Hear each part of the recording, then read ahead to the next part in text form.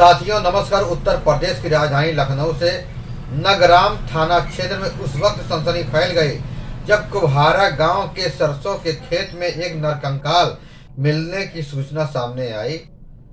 बुधवार की सुबह खेतों की ओर गए ग्रामीणों ने जब खेत के अंदर मानव कंकाल देखा तो पूरे गांव में हड़कंप मच गया। देखते ही देखते मौके पर ग्रामीणों की भारी भीड़ जमा हो गई और पुलिस को सूचना दी गई। सूचना मिलते ही नगराम थाना पुलिस और एसीपी मौके पर पहुंचे, क्षेत्र की घेराबंदी की और जांच शुरू कर दी। पुलिस को खेत में जो नरकंकाल मिला वह काफी क्षत विक्षत अवस्था में था, जिससे उसकी तत्काल पहचान संभव नहीं हो सकी। हालांकि घटनास्थल के पास से एक साड़ी भी बरामद हुई है, जिससे पूरे मामले को संवेदनशील मोड़ पर लाकर खड़ा कर दिया है। साड़ी के आधार पर आशंका जताई गई कि यह किसी महिला की हो सकती है। इसके बाद गांव निवासी पीताम्बर को मौके पर ही बुलाया गया। जैसे ही पीताम्बर की नजर साड़ी पर पड़ी, उसने उसे अपनी पत्नी पूनम की साड़ी बताते हुए पहचान की। यह सुनते ही मौके पर लोगों में सन्नाटा छा गया। बताया जा रहा है कि पूनम की उम्र करीब 30 वर्ष थी और वह 2 बच्चों की मां थी। पूनम दिसंबर 2025 से लापता थी, जिसकी गुमशुदगी की रिपोर्ट नगराम थाने में दर्ज कराई गई थी। तब से लेकर अब तक उसका कोई सुराग नहीं मिल सका था। परिवार लगातार उसकी तलाश कर रहा था, लेकिन करीब 1 महीने बाद खेत से मिले नरकंकाल ने पूरे मामले को और रहस्यमय बना दिया।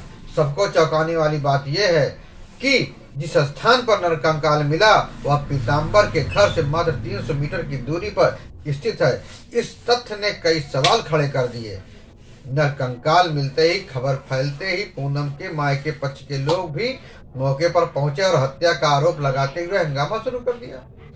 परिजनों का कहना है कि पूनम की हत्या कर उसके शव को जानबूझकर खेत में फेंका गया है। इस पूरे मामले पर डीसीपी निपुण अग्रवाल ने जानकारी देते हुए बताया कि 7 जनवरी 2025 को कुम्हारा गांव निवासी चंद्रप्रकाश ने सरसों के खेत में नरकंकाल पड़े होने की सूचना दी थी। मौके पर पहुंची पुलिस को कंकाल क्षत विक्षत अवस्था में मिला, जिससे उसकी पहचान स्पष्ट नहीं हो पा रही थी। हालांकि पति के बयान और पास में मिली साड़ी के आधार पर प्रथम दृष्टया कंकाल पूनम का होने की संभावना जताई जा रही है। पुलिस जांच में यह भी तथ्य सामने आए हैं कि पूनम के 2 छोटे बच्चे और उसके पारिवारिक जीवन में तनाव की बात सामने आई है। आरोप है कि वह पड़ोस के एक व्यक्ति से बातचीत करती थी, जिससे लेकर बाद में घर में काफी विवाद हुआ था। बताया गया कि गुमशुदगी से करीब 2 महीने पहले पति ने फोन पर बात करने को लेकर उसका मोबाइल छीन लिया था, जिससे पूनम मानसिक रूप से परेशान रहने लगी थी। हालांकि पुलिस इन सभी तथ्यों की गहराई से जांच कर रही है। फिलहाल पुलिस ने नरकंकाल को कब्जे में लेकर पोस्टमार्टम के लिए भेज दिया है और डीएनए जांच की प्रक्रिया भी शुरू कर दी है।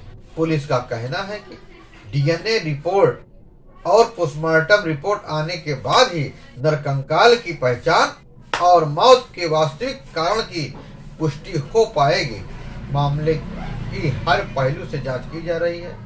सभी संभावनाओं को ध्यान में रखकर पुलिस आगे की कार्रवाई कर रही है। यह मामला केवल एक नरकंकाल मिलने तक सीमित नहीं है, बल्कि यह उन अनगिनत सवालों की कहानी है जो आज भी अनउत्तरित है।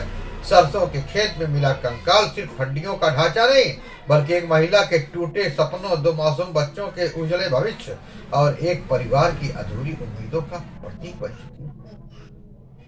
पूनम, जो एक आम गृहिणी थी, अचानक लापता हुई। महीनों बाद उसका नाम एक सनसनीखेज रहस्य में जुड़ गया। अब उसकी पहचान, उसकी मौत और उसके पीछे की सच्चाई कानून के कटघरे में खड़ी है।